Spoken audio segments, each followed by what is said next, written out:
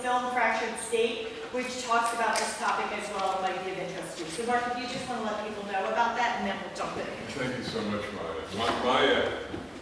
Maya's passion for green amendment is beyond passion. I don't know what word there is beyond passion, but it's way, way beyond passion. And she's making her work. She's making such a huge difference in terms of elevating consciousness about the importance of states having a green amendment. And she'll tell she's already made another victory. They've made a victory in New York about that. But let me speak for a moment about the Pennsylvania Fractured State, the film that it's a 14-minute film. It's on YouTube. I did that 3 years ago because I interviewed a whole bunch of people, and only one person knew that Pennsylvania, you all had the constitutional right to pure water and they're right here. And so I said, somehow we have to raise the level of consciousness about this issue, the power that you all have. So, unfortunately, COVID showed up, so the film never got out like I wanted it to get out. But then I realized, okay, so people are beginning to realize that this powerful tool exists, but they didn't know how to use it. And that's what Mike's going to talk about today. Thank you so much, Mark. So it's really a great film, and I hope you watch it. So I'm going to go through a little bit about Article 1, Section 27, Pennsylvania's Green Amendment. I don't know who knows what, so I'm just going to do my do, and then we will have whatever conversation works for all of you when I'm done. How's about that? So I am Rasa. I even have like a bio thing. So I'm Rasa. I am the author of the book, The Green Amendment. But the second edition is coming out this fall and has a lot of updates in how the Green Amendment movement's been advancing. I'm also the founder of now the National Green Amendments for the Generations Movement organization. But I have had the honor of, and still do serve as the Delaware Riverkeeper and leader of the Delaware Riverkeeper Network. And really have the joy and honor of fighting the good fight every single day for our beautiful Delaware River, its tributary streams, and its watershed. And as you know, Delaware Riverkeeper Network works throughout the entire Delaware River watershed, taking on any and all issues that are necessary to protect the river from harms for the benefit of ecosystems and people. And it is actually through that nearly 30 years now of being the Delaware Riverkeeper, an environmental activist, and an attorney that I have experienced, probably as many of you, how are, in many ways, that our system of environmental protection laws here in Pennsylvania, here in the United States of America, fundamentally fails us on every front. And as a result, we have communities across our nation that are suffering. The thing is, we have literally, whatever state you're talking about, we have literally hundreds of thousands of environmental protection laws in Pennsylvania and across the nation that are all focused on protecting our environment, protecting our natural resources for benefit of the people. And yet, we have people in communities across the Commonwealth of Pennsylvania and across our nation that are drinking contaminated water and breathing polluted air, that are being forced to live next to toxic sites. And of course, here in Pennsylvania, we are a major contributor to a growing climate crisis that is really impacting more and more communities every single day. And of course, species of all kinds are being impacted. And unfortunately, environmental racism is alive and well in Pennsylvania and across our nation, and is literally built into this system of laws, so that communities of color and Native American communities are continually and consistently disproportionately impacted by highly polluting industrial operations and environmentally degrading activities. And the reason why all of this harm is allowed to happen, despite the fact that we have all of these laws, is because the way the laws are written in Pennsylvania and nationwide is they are written literally to legalize pollution and environmental degradation, focused on accepting it as a necessary evil and figuring out how we're going to manage it through reviews and permitting. We do not have a system of laws that is focused on prevention of pollution, prevention of degradation, prevention of harm first and foremost. And in the laws we have, there are a lot of gaps. There are a lot of things where there is no law at all, or there are a lot of loopholes, a lot of exceptions. Frankie is a very good example where there are a lot of loopholes and a lot of exceptions that has allowed that industry to advance. And all too often there's poor implementation of even the laws that we do have on the books. And so we have all of this harm. And to me, the message that that delivers and has delivered through all my years of activism is that we do truly need a new pathway for environmental protection here in the Commonwealth and across our nation.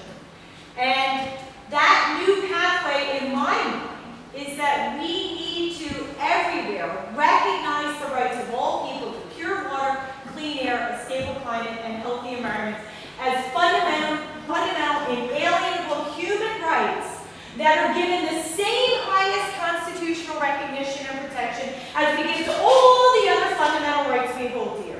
Like the right to free speech, freedom of religion, private property rights, gun rights are given incredible power and protection here in the United States of America because they are recognized and protected in the Bill of Rights section of our state and federal constitutions.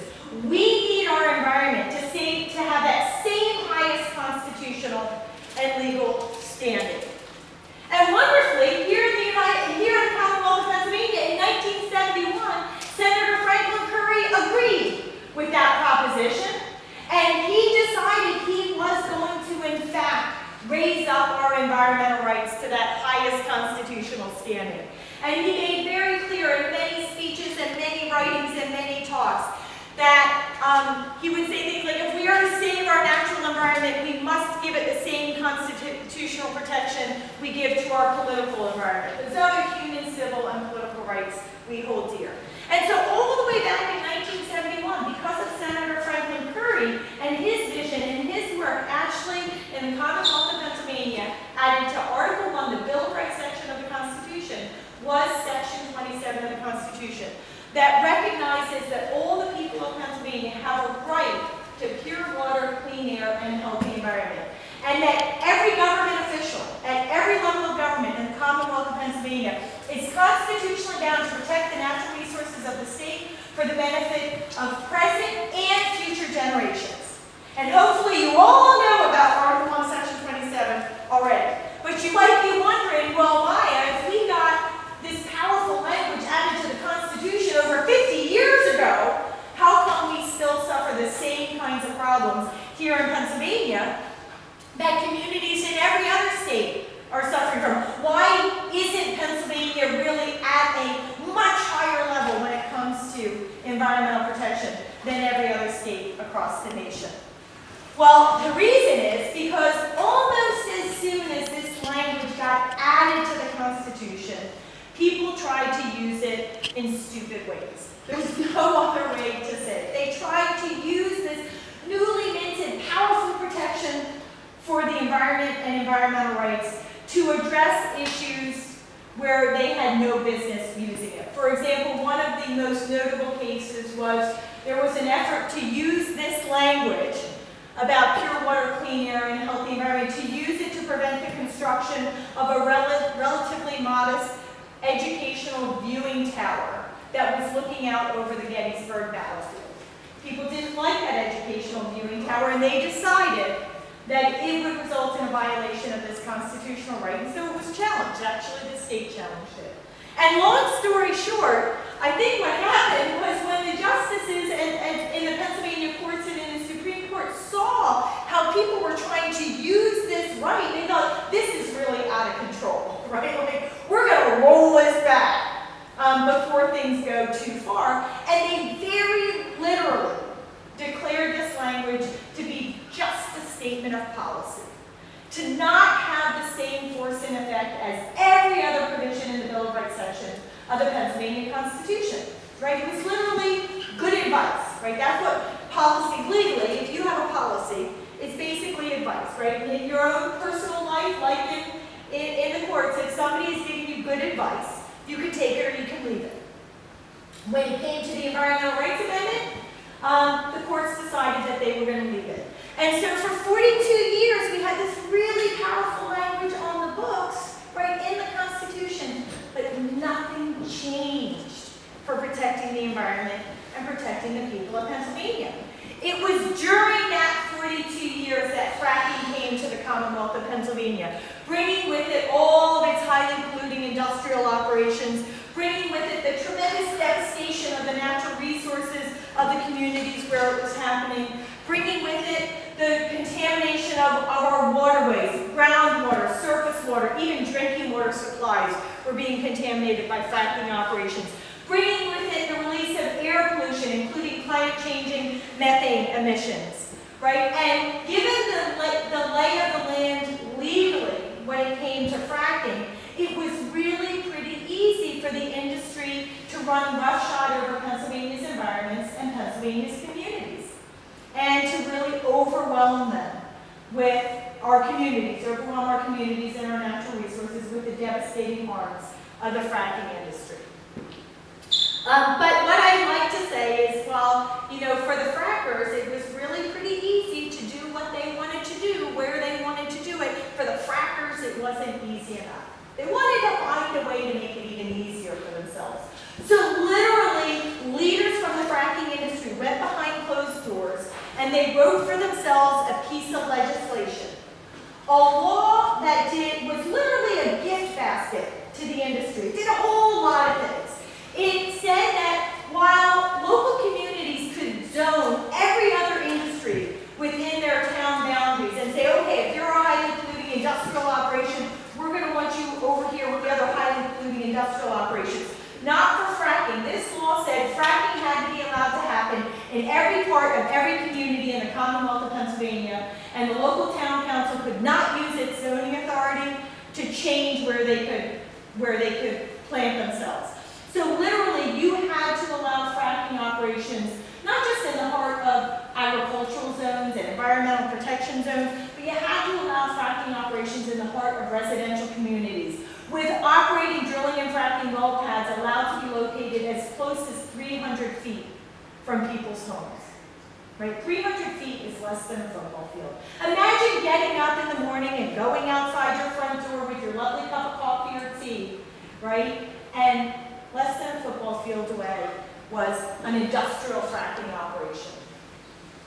It also put in place other things for the frackers. It put in place automatic waivers from environmental protection standards, a medical gag rule, so if doctors wanted to get information on how fracking was potentially harming their patients, they weren't entitled to have that information unless they signed a document saying that they would keep the information confidential and not speak with other doctors in consultation about their patient, not even speak with their patients about what they had learned about their potential exposures. I mean, it was just a horrible, horrible law. Again, it was a literal gift basket to the frackers, and of course it was, because they wrote it themselves, right? They wrote it themselves for themselves. And the Pennsylvania legislature, very pro-fracking legislature, passed it.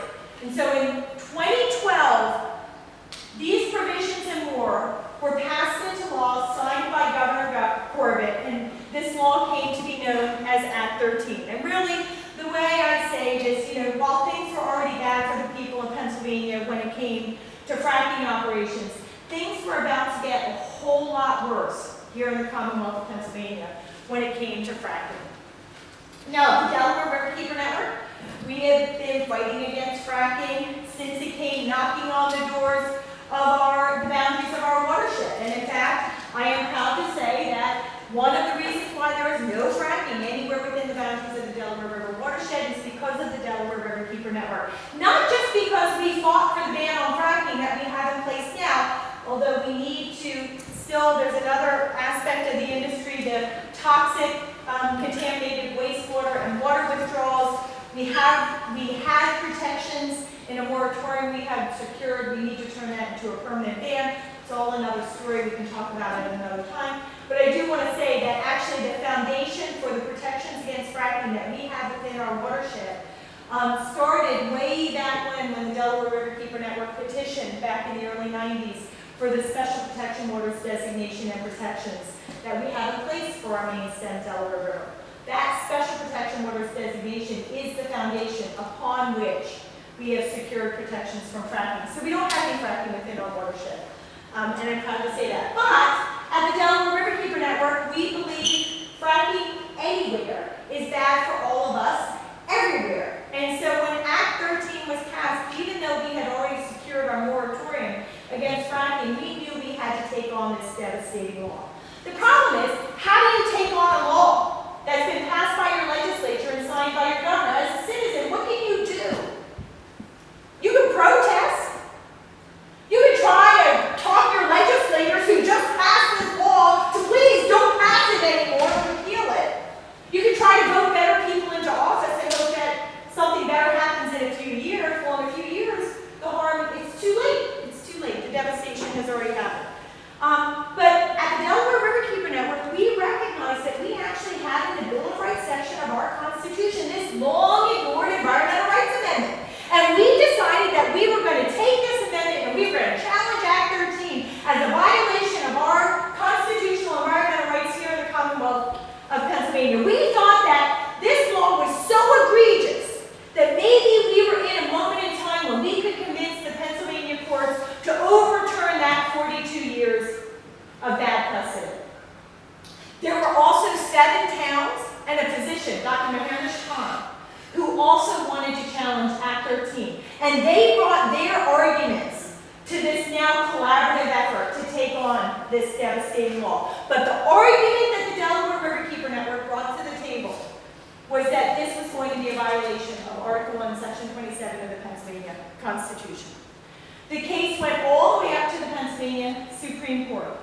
Very conservative Supreme Court, led by a very conservative Chief Justice. And in December of 2013, we got an amazing victory, written by that conservative Chief Justice, Chief Justice Ronald Castile. And I want you to read with me a few of the things that Chief Justice Castile said in December of 2013.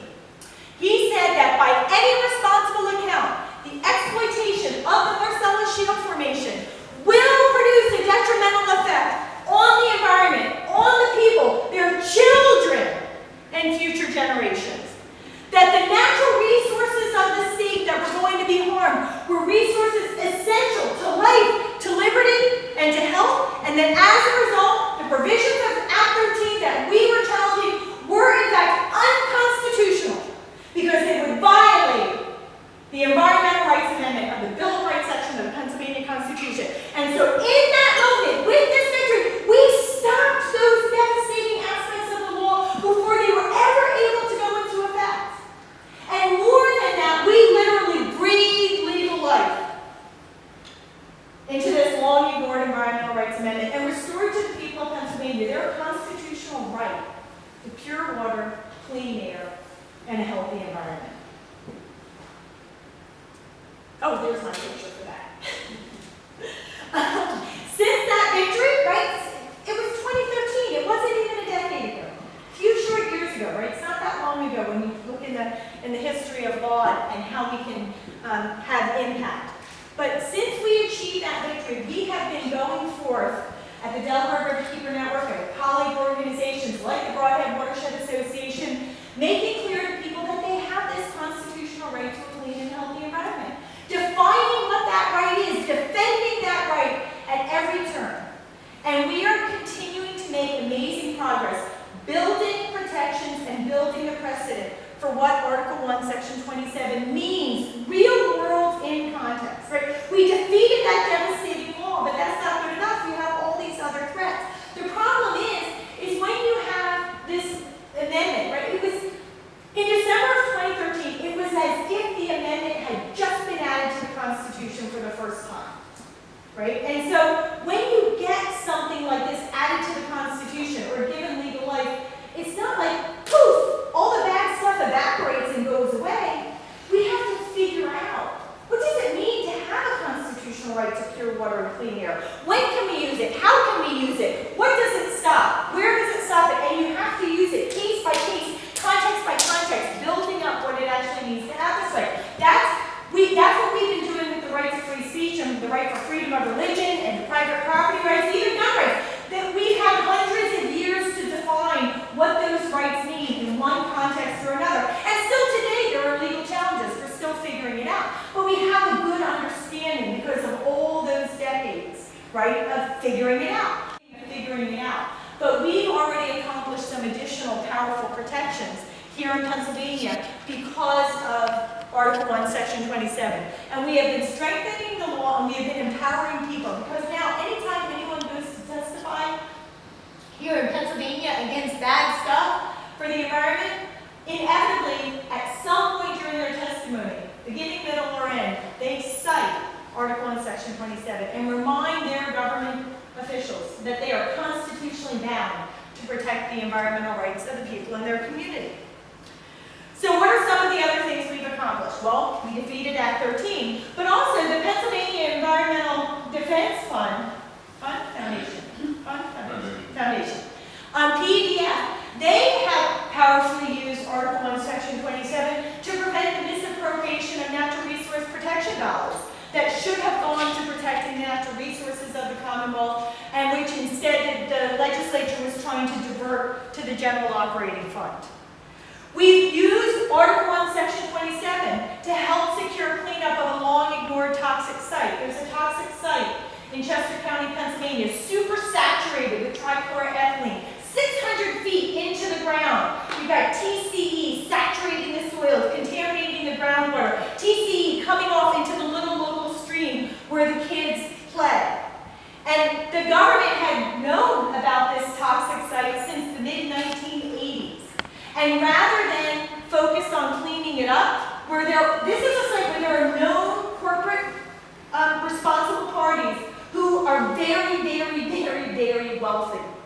And rather than hold them accountable under existing law to clean up the site, what was the Pennsylvania Department of Environmental Protection doing?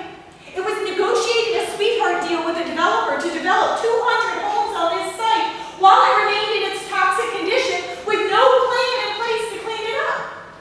Well, we now had Article 1, Section 27, so we have used it in our advocacy and in our litigation, and as a result, now what DEP is doing is prioritizing its planning to get this site cleaned up.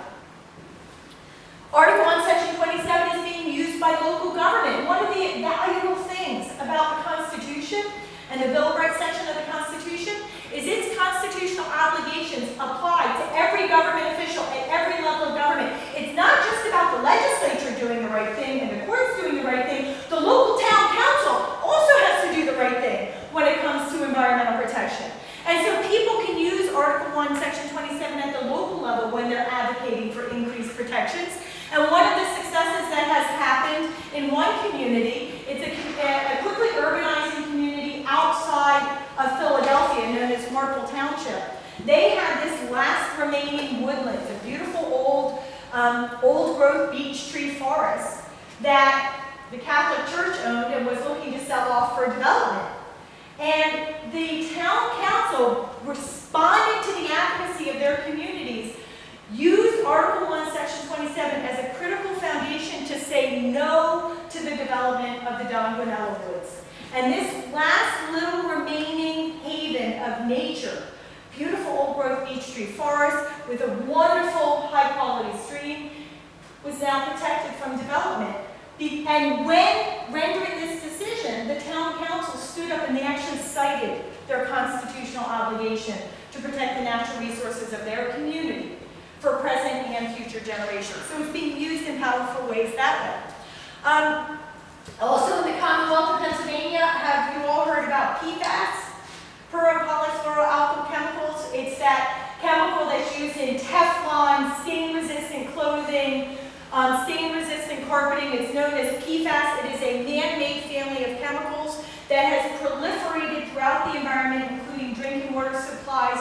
It is cancer-causing. It is there because of industry and because of the Army, and because forever there have been no laws preventing its use in a way that's allowed it to get into people's drinking water and into the environment.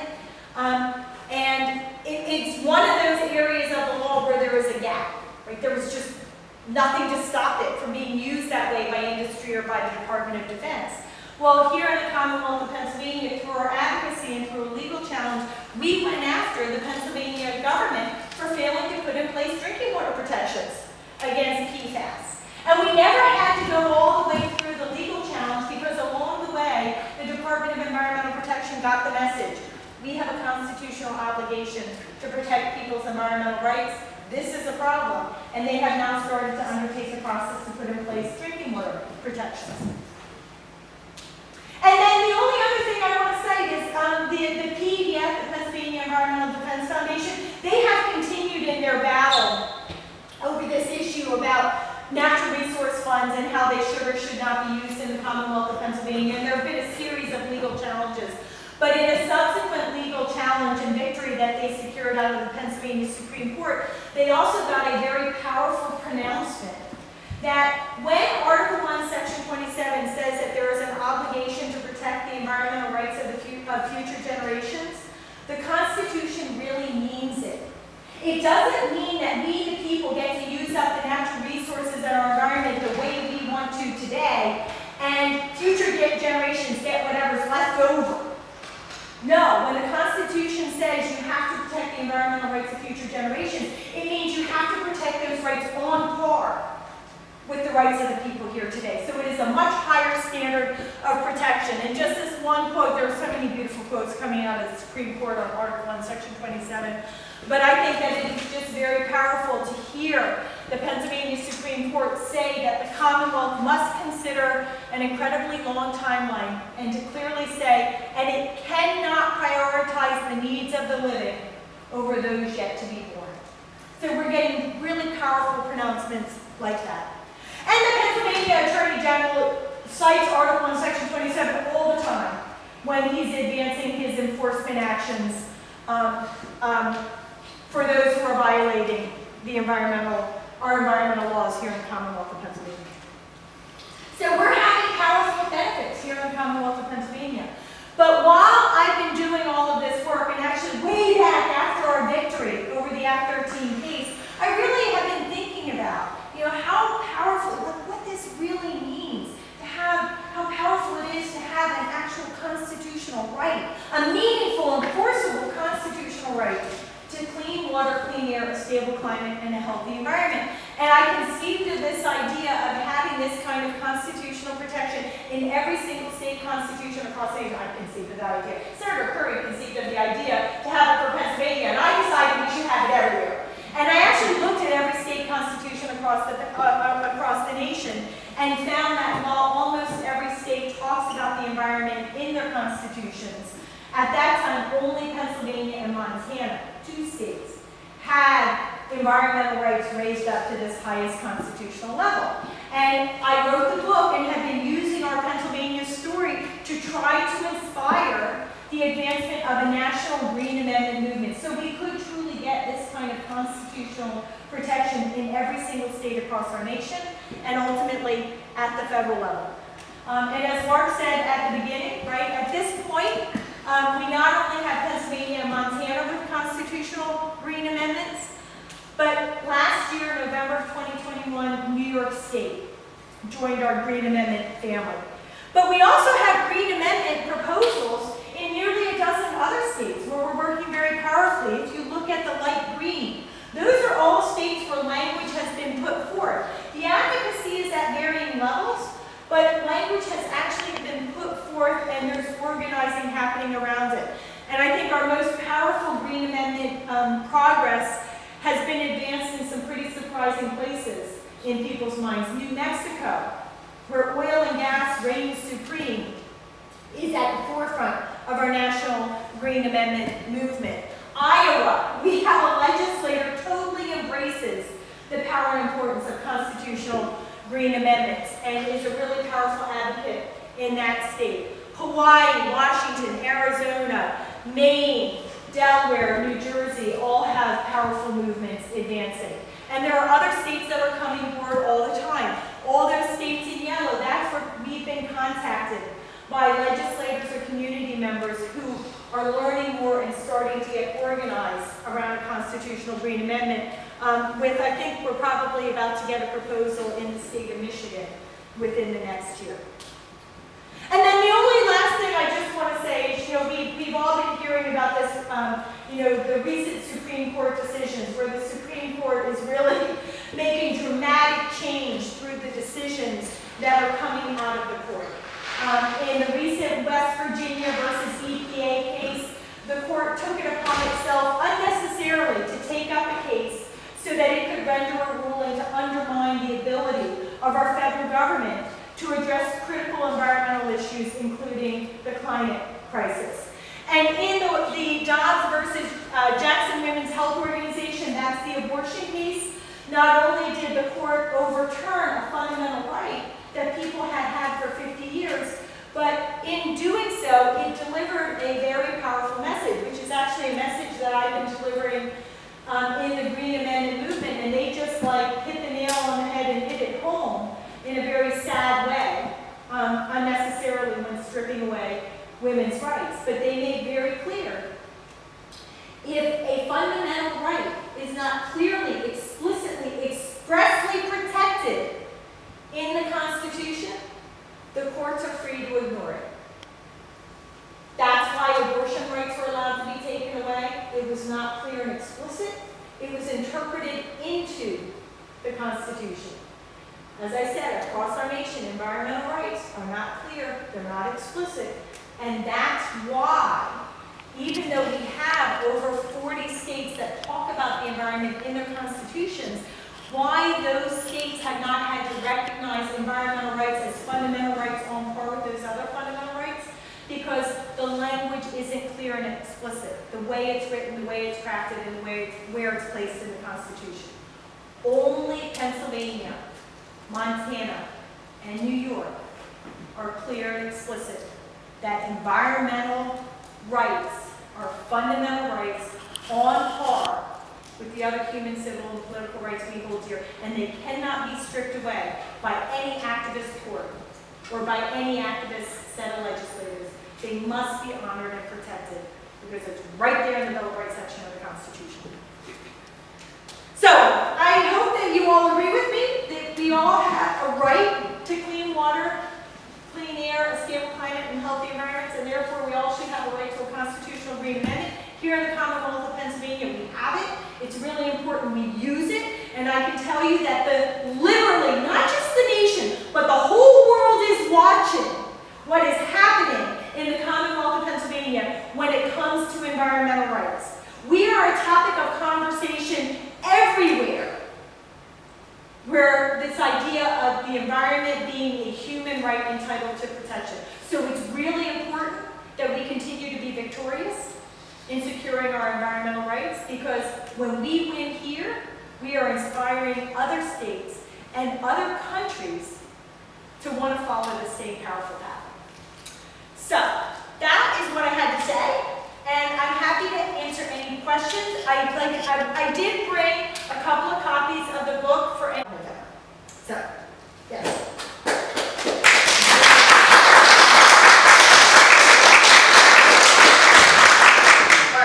So I was wondering, you talked about two of the leading cases, the Supreme Court cases, but at the local level, the environmental rights has been used extensively, and lower court levels, since people are around using it. So I wanted to see if you could talk about that. And the second thing was, you've shown remarkable courage in taking some very strong positions and have been sued, I know that.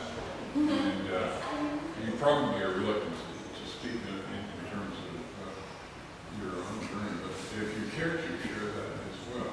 Oh, okay. I'm a no-good book. I'll answer any question. No secrets about why. Thank you, Mark.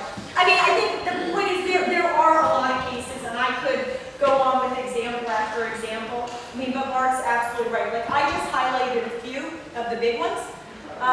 So you can see the different kinds of ways. Like that toxic site case, one of the reasons why I talk about that is that was a situation not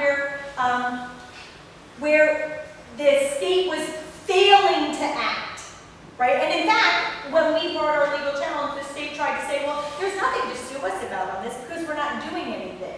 And our point was, yes, and not doing anything is a choice. So that's an action. And the court agreed with us. And we've been able to use the Green Amendment to challenge, we, meaning the broader we, right, the big community, to challenge permits, sometimes because the permits clearly will result in so much pollution that it will result in harm, but often to challenge permits because the state was unable to show that they had considered the environmental impacts that they had considered applicable science, and so procedurally, they had failed to fulfill their constitutional obligation to think through the harm and the threat, and that failure to do their work meant that the permit was constitutionally infirm and it had to be pulled back until they actually did the analysis to prove that whatever it was, sewage, sludge, drilling, all kinds of things, to prove that it would not result in a constitutional violation. And often when they had to pull back those permits for failing to do the analysis, those permits ultimately never got issued. So there are a lot of ways that it's being used before what's known as the Environmental Hearing Board, the lower courts, and some of the cases go all the way up to the Supreme Court. We are having lots of different kinds of victories, but I want to be honest, too. There are also a lot of times when the challenge is not victorious. And it's not victorious because we might disagree with the final outcome, but the state or the local town council has been able to say, look, we did do the work. We considered the environmental rights ramifications, and we ended up in a different place than you. But still, the idea of being able to force the government to do their work of thinking this through, which gives you and me an opportunity, right, throughout that process to engage them, to get to the Don Guanella Woods outcome where they say no rather than saying yes, that's powerful and that's important. And I think Mark's just, I mean, I don't mind talking about the times. I've been 3 times challenged by industry in what's called a SLAP suit. It's a strategic lawsuit against public. Yes. That was what I was referring to. Yes, where the industry, actually the developer at the Bishop Tube, in the Bishop Tube case, he was one of the ones that went after me. And they go after the Delaware Riverkeeper network. They go after me as the Delaware Riverkeeper, and very recently, one of the oil and gas pipeline companies went after me personally, in a way that also would have, could have stripped away my house, and they got the tax records from my husband and his business. Anyway, yes, they have gone after me and my organization in nasty ways to try to get me to shut up. And I've also been bullied, and I've been hit, and I've been surrounded by, I do remember one time being surrounded by some very large guys at a very late at night after a hearing in a parking lot because I was against the dam that they wanted constructed down the road from them. So I have in a lot of ways had people come after me. And I guess my personality is not to sit down and shut up. But I believe, you know, the thing is I believe it is an honor to do what I do. There are very few people who get to, you know, really advocate for what they believe in and day out. And I believe that if I sit down and shut up, I am betraying the earth that I love, that I've dedicated my life to. I'm betraying the communities who I'm trying to protect, human and non-human communities, and I'm betraying who I am. And I have no business being the Delaware Riverkeeper if I ever let these people frighten me into silence, so I don't let them frighten me into silence.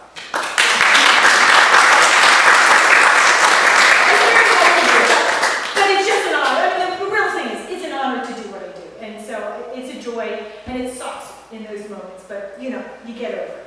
And besides that, it's a great press opportunity. Yeah. Like, could you imagine, like the judge, if the judge had got along with it, I would have had like a great press thing, and I had it all planned out, but then the judge decided. Choose things that we think are against our water, or threaten our water, to allow projects that we think are bad. Yeah. So as individuals, can we personally or as a group sue the township? How does that work? Yeah. So you mean using Article in Section 27 or just in general? Whatever. Okay, tell us what to do. Yeah. Okay. So first off, one of the things to know, right there, if whatever you're challenging, unless it's something like PFAS, more than likely, right, there are existing laws. So of course, you're going to want to base your challenge on the regulations or the laws that apply. But the thing to know about the constitutional right to clean water, clean air, and a healthy environment is that is in addition to those laws and legal protections, whether they're municipal protections or state protections. So you can go in and as part of your advocacy, you really want to have as your starting place, I have a constitutional right to these things. You took an oath of office to uphold the Constitution, and I believe in this context that means, and then whatever it is you think that that means, saying yes, saying no, perhaps saying yes with modifications, and really use the Constitution in your advocacy.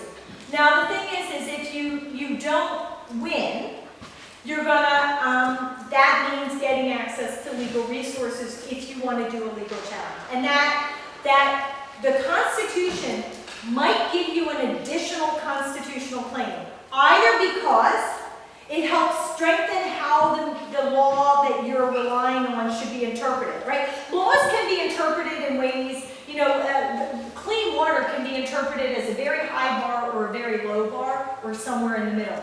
When you have a constitutional right to clean water, it should make the government and the courts tend towards the high bar versus the low bar.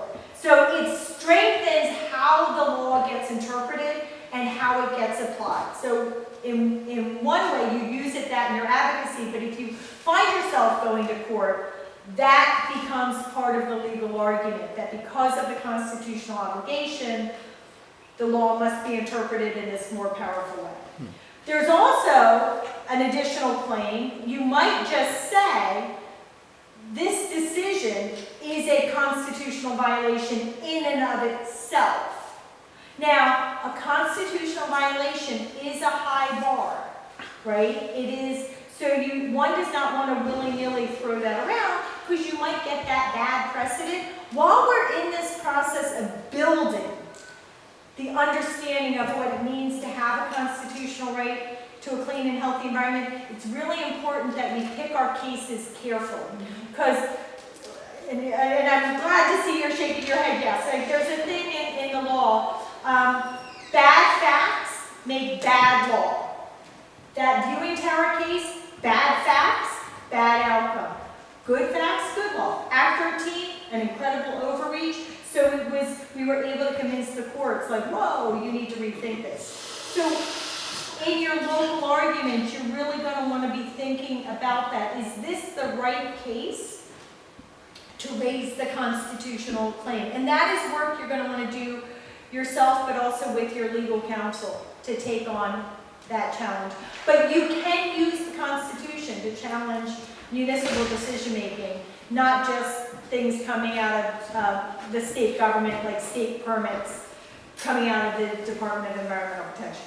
But absent very explicit facts on what's the exact situation, it's hard to speak too clearly to it, but I would just encourage you, anytime you are engaged in advocacy at the local level, have your whole group citing Article 1, Section 27, raising it at every single turn.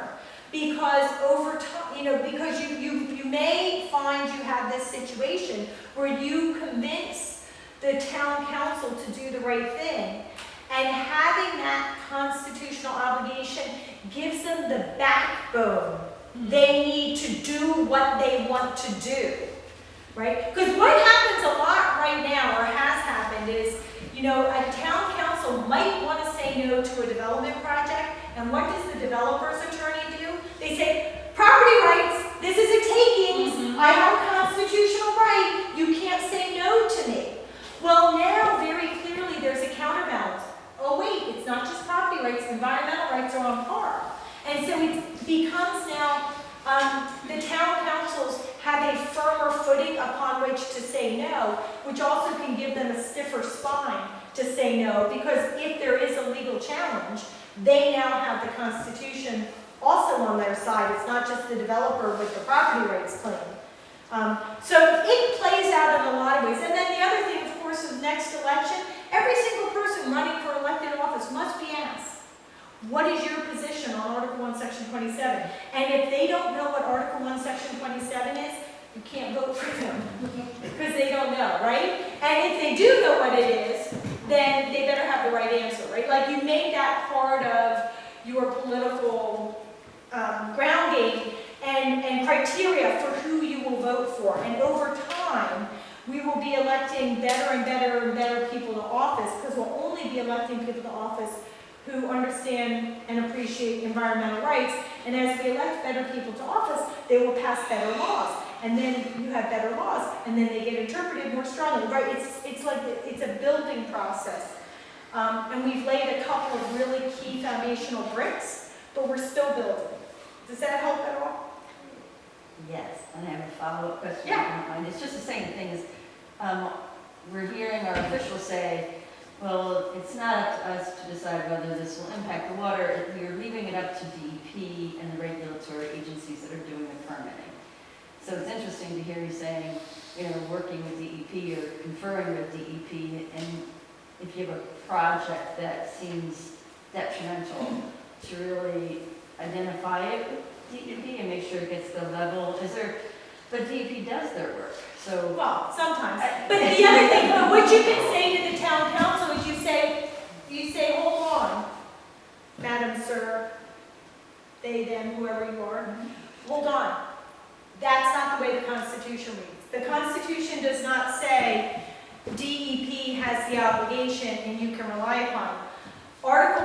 And the Supreme Court is very, very clear. And if you read the Act 13 case, and if you go to forthegenerations.org, on our resources page, I have write-ups of a number of the key cases. But you can also find the case. It's called Robinson Township Delaware Riverkeeper Network versus EPA. And you can also find some of the PEDF cases. I sort of put the key cases there. Actually, if you're an environmentalist, these are the most exciting things to read. Skip over the parts about process, like read the parts about Article 1, Section 27, but it's very inspiring.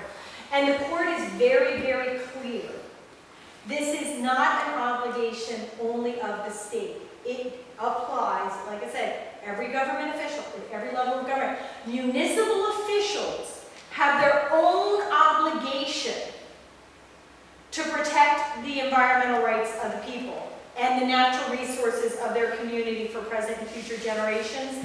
And they, just like in the Act 13 case, literally what happened was the state took that obligation, usurped it, and took it away from the towns. And that's what the towns were pissed off about. Said, wait, we have zoning authority, we have a constitutional obligation to protect the natural resources, and the state literally took it away from us by saying we can't do our work. But the corollary is the same. While the state can't take it away from you, you as a town council member also can't give it away and say, not my right, not my obligation, no, the Constitution applies to you. So you have an independent obligation as a town council to uphold Article 1, Section 27. So when they say, well, we relied upon DEP, you say, no, that's not enough. You have to do your own work, and you have to demonstrate how and why you're protecting the natural resources and the environmental rights of our community. And give them the cases. I mean, literally say, go read this. So, you know, it may not win the day right away, but over time you're going to be building consciousness and helping your council members become better and better at doing this work. You have to I am going to be 66, and I have 10 children and 20 grandchildren and 4 great-grandchildren, and I was born here in McMichaels, and I'm not leaving. So, that being said, I am preparing an injunction I've been working on for a couple of months that needs to be filed. I did prepare a deed for my son with my house. My house is worth a lot of money. Well, it's not my house anymore because I signed it over to my son because he was going to get it anyway, which leaves me free to do what I have to do. And they can try to get whatever they can, but you know what? I got nothing now. And the thing is that I've watched this again and again. I took video of the Butts landfill, which is a super fun site in Jackson Township, where they are currently burying the landfill material that should have been removed there in the 60s. The only reason that there's work being done there now is it's an industrial zone in Jackson Township. And there's work being done there, there's new things being built. And I actually videotaped it, and I lived here my whole life. I mean, I know what's there. I got the DEP, you know, report every 5 years. There are things that should have been corrected weren't. And that's just one of the things. We have warehouses that are going to be popping up as mission critical here for warehouses. So for me, my mission now in the last chapter of my life will be to go ahead and do what I have to do. And you've been in operation. I'm the same kind of girl. After a planning commission meeting, when I too was surrounded, my vehicle, I couldn't leave because people were standing there in front of me. And one of them actually was the husband of our historical society. Yeah, he testified for this project, and he was actually one of them, and he called me a fool. And you know what? I grew up on a farm. I know what my elbows are for. So don't even, you know. But I know where you've been, and I'm going here. Great. And I'm going here. Thank you. Oh, I'm going here.